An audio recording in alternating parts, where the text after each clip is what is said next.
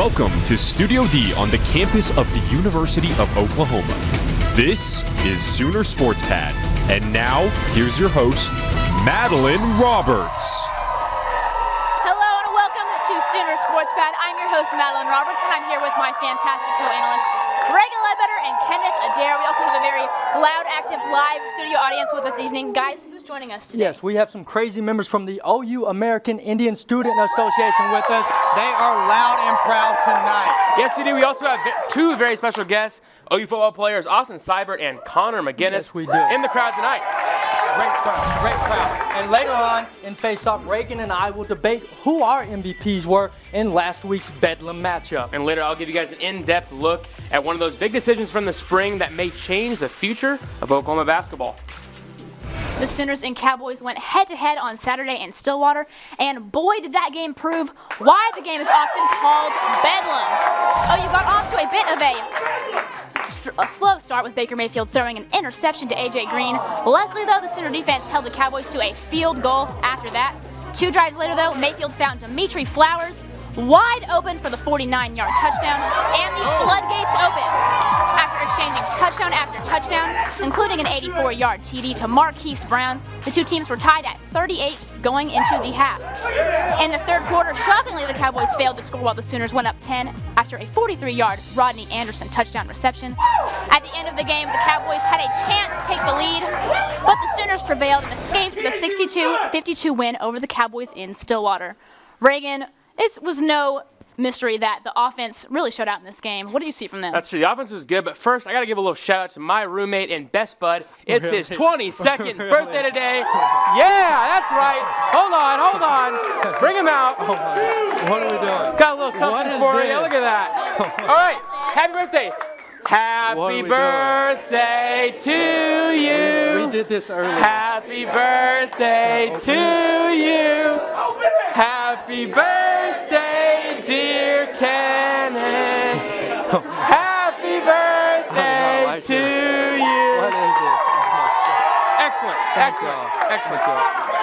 Well, I guess I'm running my diet this week. Okay. All right, there you go. It's cupcakes. All right, well, back to that offense for a second. If you love offense, this was truly just a game to watch. The Sooners were on a new level on Saturday in Stillwater. Baker Mayfield once again led the show, connecting with Dimitri Flowers early in the first quarter, part of his 598-yard day. He set a single-game passing record in OU history, but that was just the start of an 8-touchdown shootout for the Sooners. Mark Andrews and Marquise Brown led the charge in the passing game with 367 combined yards and 2 scores. And then Trey Sermon and Rodney Anderson, the 1-2 punch, did what they did best and ran the ball down the Cowboys' throats. A big day, 187 rushing yards, 598 yards, like I said, for Baker Mayfield, 10.3 yards per play. All school records. Unreal. Yeah. Well, like you mentioned, it was an offensive explosion for OU. Well, the problem was it was for OSU as well. The OU defense early got off to a good start after those first few struggles on the OU offense, but then Oklahoma State warmed up. Mason Rudolph showed why he's one of the best quarterbacks in the country, and this passing offense for them really showed out, just like the Oklahoma Sooners offense did. But the secondary, although they struggled, they caused a couple of turnovers, as well as the Oklahoma front line as well. Obo had that sack strip fumble. It was an impressive game when it came to turnovers. I believe their most turnovers all season. And when it came down to it, in the final moments of the fourth quarter, the final, like I said, final minutes, like against Texas, like against K-State, and like against Baylor, this OU defense prevailed. Mason Rudolph did what he didn't do for most of the game, and that was overthrow one of his deep passes. And although, again, it wasn't a good-looking game for the defense, they did prevail, and that's pretty much all that matters when it comes down to a rivalry. Everybody wants to criticize OU's defense, but finding anybody else who can play an offense like that. I mean, the Big 12 offenses are out of this world, so yes. Props to them. As you said, Reagan, Baker Mayfield had a sensational game on Saturday. And earlier today, Sports Pad's Carson Williams caught up with Mayfield to talk about Saturday's Bedlam victory. Man, our guys up front did their job. They gave me a lot of time, and then obviously receivers ran great routes. So we just had guys making plays and just doing their job at a high level. And so offensively, it needs to be the same mindset each week and just carry it out on the next one. You finished 3-0 against OSU. Do you have a favorite moment or maybe game that you can take away from your 3 years here? I think I'll have to wait until after this regular season because, the one in 2015 clinched the playoff. But so we'll see. TCU comes here on Saturday. What stands out about their defense? They're just so well coached. They always have great players, and then on top of that, they just stop the run. I mean, they're averaging under 100 yards per game rushing allowed. So it's just impressive. So for us, it's going to be a huge challenge, but it's something that we look forward to. And what do you remember about 2 years ago whenever they came in here, had a thrilling finish? What do you remember about that game? That was a great atmosphere. It was an important game for us, and just it was a lot of up and down that game. It's an intense one, and then obviously came down to the last, couple plays, and then the wire where Steven jumped up and batted the ball down. So it was a highly intense game, something that we look forward to. But I think it'll be something similar to that Saturday. 3 games left to go. How would you grade your team as a whole? We're improving right now. I think we're in a good spot. We haven't peaked yet, which is great. You don't want to peak too early, and so for us, got to keep getting better each week. Offense is just now scratching that surface of how good we can be, so we need to keep doing our job. And then defensively, we had a lot of guys step up, a lot of young guys. Talk about the corners that came in. We're in a good place right now, and I'm confident, where we're going. All right, Baker, thank you. Turning our attention to other OU sports, Reagan, I hear the OU volleyball team got a win this weekend. Yes, they did. It's been a rough season for the OU volleyball team, but they did have a good weekend. They knocked off West Virginia in 5 sets and are now tied for 5th in the Big 12. Redshirt junior Rachel Manriquez had a day with a season-high 22 digs, part of 67 total for the team, so a good day all around. Now they head to Lubbock on Wednesday for a Big 12 matchup. Well, it is time for a break, but stick around because next we'll have face-off.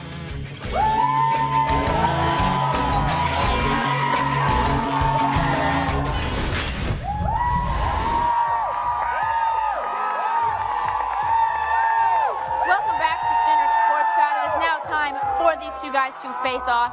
Guys, give me your MVPs for the week. All right, well, there's a saying out there, it's not the size of the dog in the fight, but the size of the fight in the dog. And that has my MVP, Marquise Brown, written all over. The kid had a day. Brown led the Sooners with 9 catches for 265 yards. Yes, 265 yards to set another single game record for receiving yards. Big day for him. Crazy. This little guy, look at this. Look how fast he is. An 84-yard touchdown in the second quarter, and then added a 77-yard touchdown in the fourth quarter. Look at that. 2 touchdowns, 178 first half yards. Gus Johnson called him Hollywood on the broadcast. Well, a guy who's probably going to be in Hollywood at some point in his life is the leader, not only physically and emotionally for this football team. That's Baker Mayfield. Last week, he said that he didn't play too well. He had 5 touchdowns. Well, this game, he had 5 touchdowns through the air as well. The first one being to Dimitri Flowers. He got that on his cousin, if I'm not mistaken.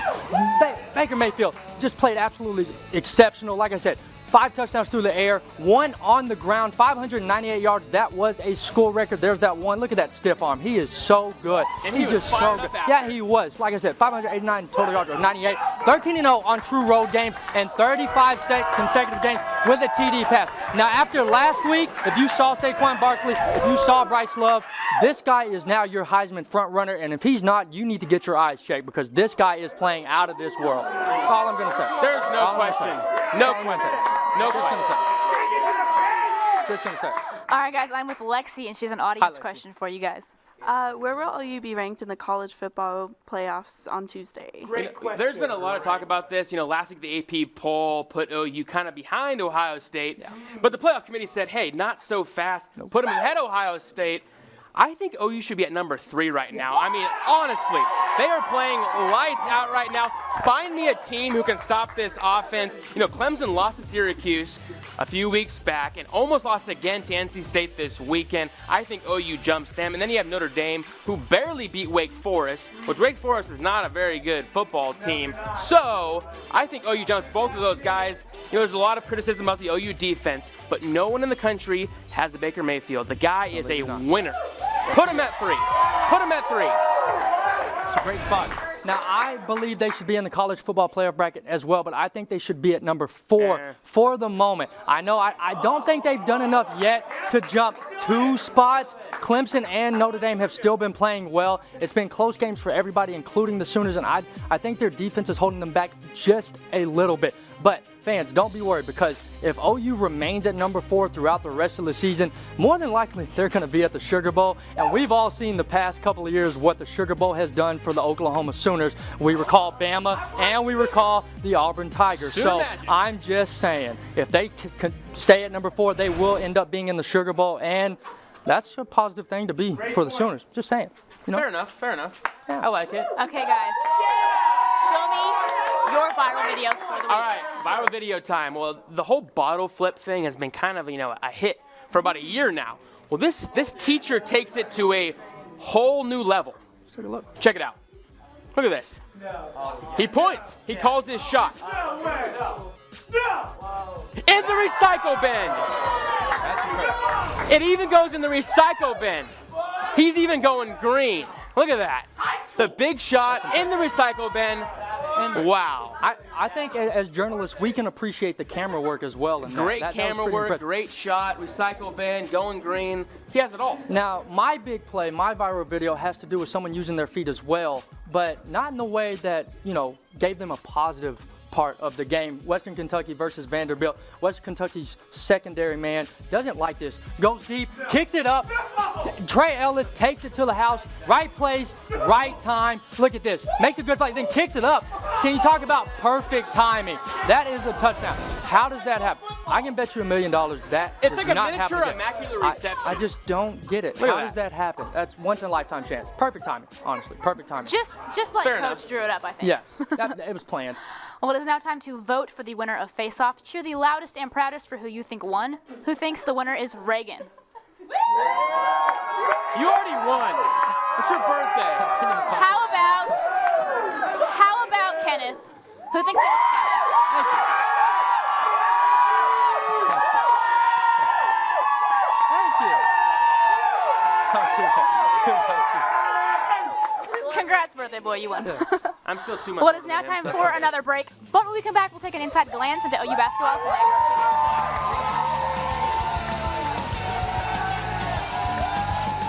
Special thanks to our Cornerstone television partners, Chesapeake Energy, Riverwind Resort, Anheuser-Busch, OU Outreach, and OU Medicine. Welcome back. OU basketball is right around the corner, and all eyes are on the hometown hero, Trae Young. Reagan Lebetter gives us an in-depth look at the Norman sensation, who is expected to put OU basketball back on the map. For me, in the fall of 2017, will be at the University of Oklahoma. February 16th, 2017, a day Sooner fans will remember for a long time. This is the day five-star point guard Trae Young made his college decision based off 4 letters, H-O-M-E. I've just always been a fan of Oklahoma basketball, and so me having the opportunity to stay home and represent not only my city, which is big for me, but my state, I couldn't pass up the opportunity. But it all started here, just 3 miles up the road at Norman North High School. Young ended his senior season averaging 43 points a game and shooting nearly 50% from the field. The hometown kid decided to sport the crimson and cream, giving the Sooners their biggest commit since 5-time NBA All-Star Blake Griffin. It's a once-in-a-lifetime opportunity to watch and to coach a kid like that. So it was just great. I think in the end, having that opportunity to be a Sooner and share that experience with his family and friends really was important to him. My dad was my biggest fan growing up, but also my biggest critic. Throughout his 4 years in high school, Young generated quite the national attention, with many people comparing him to NBA star Steph Curry. But Coach Merritt has someone else in mind. When he's passing basketball, I look at him kind of like Brett Favre. Trey sees stuff that other people don't see. And Trey doesn't have a whole lot of, he's not conservative. So when he sees it, he's going to take a shot at it. Brett Favre. What do you think about that? That's definitely a Coach Merritt comparison right there. He even has a fan base on his own team. Even when he was in high school, I used to watch his Ballers Life videos sometimes and stuff like that. So, don't tell him that. There's no question that Trae Young is a highly touted and decorated player coming into OU, a 2-time Gatorade Player of the Year and a McDonald's All-American. But Trae has bigger goals. He wants to bring a national title to the place that he calls home. I've gotten a lot of achievements and awards, but I mean that's not the end all be all. I want to get this basketball culture back to the way I used to see it. He's going to have an outstanding career. So now I'm just happy to be a fan and get to watch all his games and, you know, not be worried about winning or losing. And Trey, comes in, he wants to win. He knows how important it is to make the other guys around him better. There's a lot of hype around this teenager, but in the end, he is still a kid and lives life like everyone else. I like doing pretty cool things off the court. I'm just like everybody else. I like going to movies, hanging out with my family, playing 2K with my teammates and my friends. No matter the hype or expectations, there is one thing that is for sure. Trae Young is just excited to put on the crimson and cream and get back to playing the game that he loves. Reagan Lebetter, Sooner Sports Pad. Now let's hear from OU football's Connor McGinnins and Austin Seibert. Thanks for coming on the show. Thanks for coming, guys. Thanks for coming, sir. Well, you guys are one step closer to a college football playoff berth. What's the mindset on the team right now? Taking it 1 week at a time. I can't look too far ahead in the future, so TCU is this week, and we'll just deal with that and go week by week. I agree. Coming off a big win at OSU, just taking it one step at a time, like he said. Got one big milestone last week. Got another big one this week with TCU. Great answer. Great answer. You two guys seem to have a really big connection. What did it take to, build that chemistry up over the couple of years you've been together? I guess it started out last year. We were roommates together, and that definitely bonded us, got us a lot closer. Started the connection. We have today. Yeah, I'd agree. Being roommates helped out, and then we just constant work together and just getting tons of reps during practice has helped, and then we hang out a lot. So what's it with us? Yeah, we're roommates. You're roommates. Baker and Jackson are roommates. That's look at that. Look at that. Look at that. All right. Do you have any pregame or pre-kick rituals? My ritual is kind of different than probably other kickers. Every Friday before we leave, I get a Brahms cookie dough milkshake. Safe bet. Yeah, that's my ritual before games. I gotta have one. I don't care. Do you have a pre-kick ritual? No, I don't. I'm not into the stuff like that. So. Now we learned his. What There kind you of rituals do you For have? me, mine are only for home games, and at home games we go to the team hotel, and I always have to watch a Harry Potter movie before I go to bed. That is the way to go. Big Harry Potter guy. So what's your favorite one? The sixth one. There you go. Oh, yeah. I can appreciate that. Yes. Order of the Phoenix. Now, Half-Blood Prince. Sorry, there you go. Half-Blood Prince. Half-Blood Prince. Yes, it is. Now, do y'all have during a game if weather is pretty bad? How does that change the process? It really doesn't, because Connor here is a semi-finalist for the Mortel Holder of the Year award. So.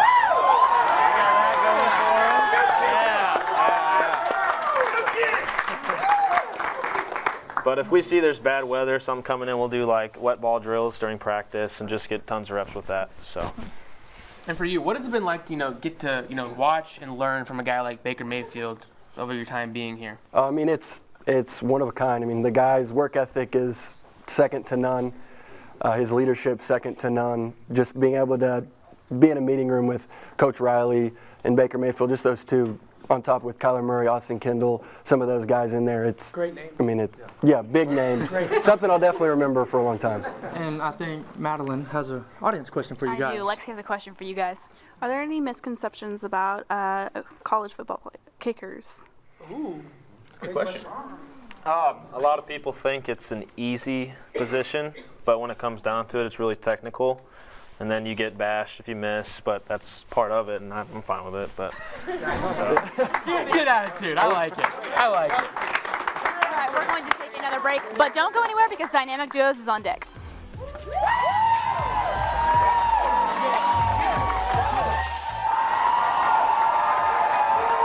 Welcome back to Sooner Sports Pad. It's now time to play Dynamic Duos. Before the show, I asked Austin a series of questions, and now his teammate and former roommate Connor will attempt to answer them correctly. Connor, do you feel prepared? Yes. All right, cool. Prepared. Question number 1. What is Austin's favorite sports movie? Is it A, Happy Gilmore, B, Rudy, C, Remember the Titans, or D, Sandlot? It's Rudy. We watched it together. And you're right. Good job. All right, question number 2. Who is Austin's favorite NFL kicker? Is it A, Adam Vinatieri, B, Greg Zuerlein, C, Mason Crosby, or D, Steve Gostkowski? Give me Crosby. What is Greg the Leg? Greg Zuerlein? 2 for 2. All right, question number 3. If Austin could play another sport, what sport would he play? Is it A, hockey, B, golf, C, basketball, or D, soccer? Golf. Can you say the answers, please? A, hockey, B, golf, C, basketball, or D, soccer? Going with the beard, I'm going hockey. Going hockey, let's see. That's okay.